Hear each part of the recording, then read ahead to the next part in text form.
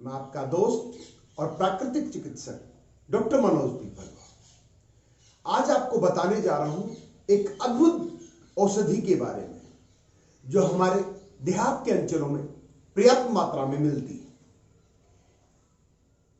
दोस्तों, मैं बात कर रहा हूं इस अद्भुत और दिव्य औषधि की जिसे हम अश्वगंधा या अश्वगंध कहते हैं।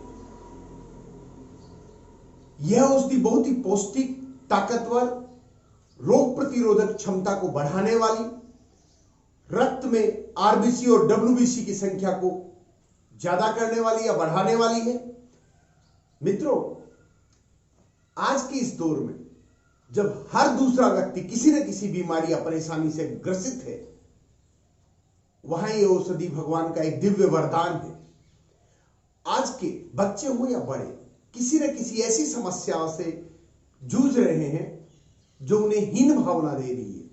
कोई थायराइड की समस्या से ग्रसित है, किसी बच्चे की हाइट पर्याप्त नहीं है, कोई कमजोरी से लड़ रहा है, किसी को बीपी ज्यादा या कम होने की समस्या है, किसी को तनाव और अनिद्रा ने घेर रखा है, किसी की याददाश्त कमजोर है, कोई मोटापे से लड़ रहा है, किसी के घुटनों में दर्द है। ठीक है, इसके अलावा कैंसर एक ऐसी समस्या है जिसके लिए कीमोथेरेपी दी जाती है, जिसके बहुत सारे साइड इफेक्ट्स हैं। हार्ट की समस्या भी लोगों को आ रही है। इसके साथ साथ लोग वैवाहिक जीवन में बहुत सी समस्याओं से आज जूझ रहे हैं। इन सारी समस्याओं का एक अद्भुत निराकरण लेकर मैं आ रहा हूं, ये निरापद औषधि अश्वगंधा। मित्रों, अश्वगंधा घोड़े जैसी गंध वाला इस पौधे की खासियत है कि इसके अंदर घोड़े की गंध आती है, विशेष रूप से इसकी जड़ में। और वो गंध जितनी सशक्त होती है, औषधि उतनी ही अच्छी मानी जाती है।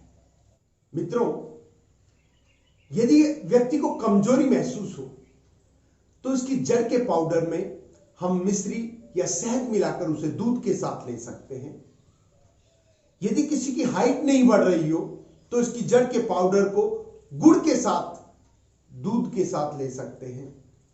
यदि किसी का बीपी उच्च रहता हो, ऊंचा रहता हो, हाई रहता हो, तो इसकी जड़ के पाउडर के नियमित प्रयोग से वो नीचे आ जाता है और हाई ब्लड प्रेशर में आराम मिलता है।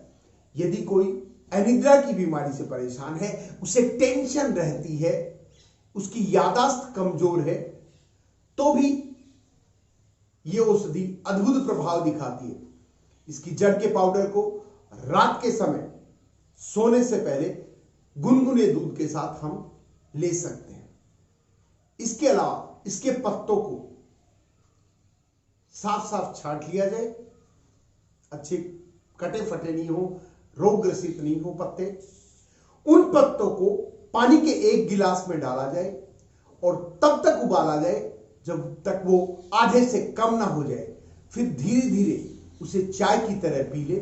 अनिद्रा, तनाव और याददाश्त की कमजोरी में अद्भुत योगदान देता है। उसी प्रकार मित्रों, जो लोग मोटापे से ग्रसित है, इसके 2 या 3 पत्तों को खा ले, उसके ऊपर 1 गिलास गर्म पानी पी ले, तो निश्चित रूप से मोटापे से मुक्ति मिल जाएगी। उन्हें एक कार्य भोजन करने से 15-20 मिनट पहले करना होता है।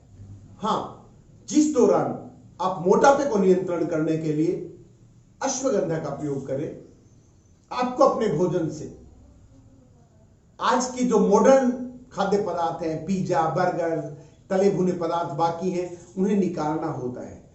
चीनी की मात्रा और वेजिटेबल घी की मात्रा कम करनी होती है, मिर्च मसाला कम खाना होता है। निश्चित रूप से निरापद औषधि है और अद्भुत असर दिखाती है। इसके अलावा मित्रों, जिस व्यक्ति के घुटने में दर्द रहता है, सूजन रहता है, वो इसके पत्तों को यदि पानी में उबाल ले और उसमें सेंधा नमक डालकर उस दर्द और सूजन युक्त स्थान की सिकाई करे तो आराम मिलता है। इसके अलावा आप इसके पत्तों पर तेल लगाकर गर्म करके दर्द युक्त स्थान पर बांध ले, निश्चित रूप से आपको आराम मिलेगा।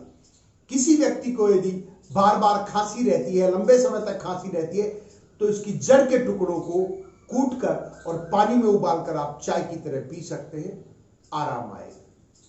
यदि किसी व्यक्ति ने कीमोथेरेपी कराई है तो इसकी जड़ का पाउडर उसके असर को भी कम करता है, नेत्र ज्योति को बरकरार रखता है। यदि किसी व्यक्ति को यदि हार्ट में समस्या है मित्रों,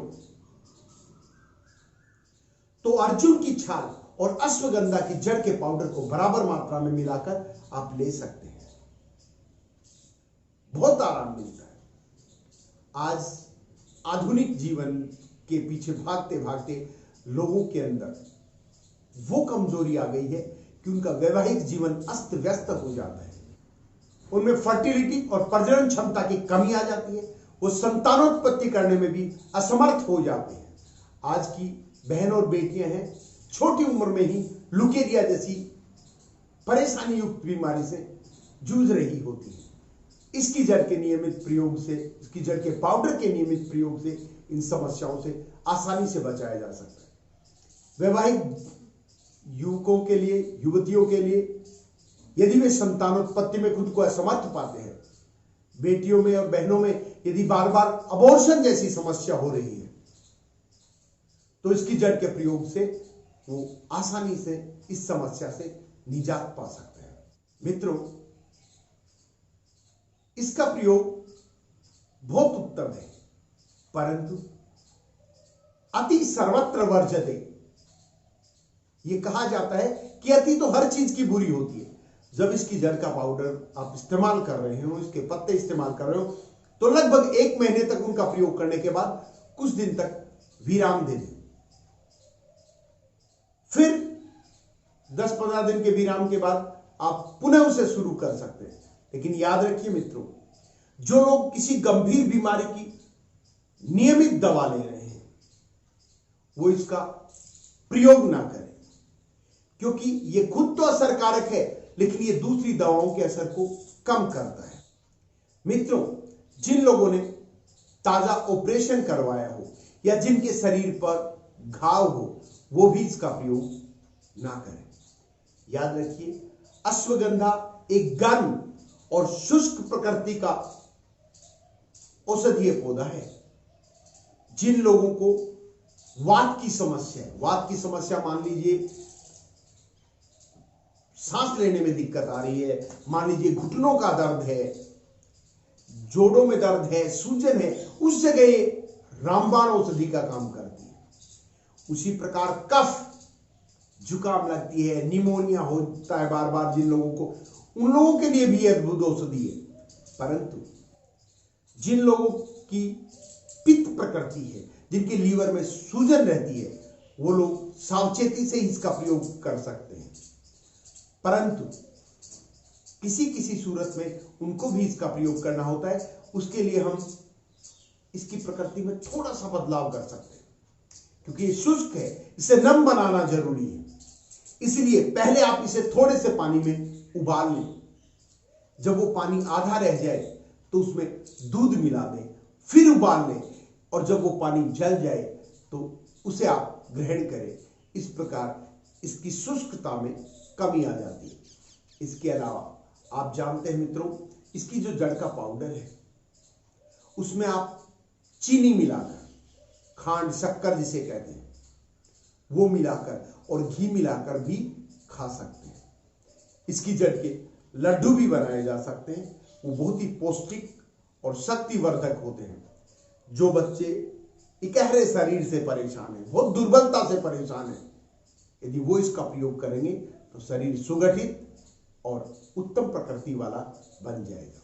मित्रों, आशा है आज जो बात मैंने बताई है वो आपके लिए कारगर होगी, आपको उत्तम स्वास्थ्य और सुगठित शरीर प्रदान करेगी, आपको आज की बीमारियों से बचा कर रखेगी, आपका स्वास्थ्य उत्तम हो, आप दीर्घायु हो। इन्हीं मंगल कामनाओं के साथ मैं विदा चाहूंगा। जय हिंद, जय भारत।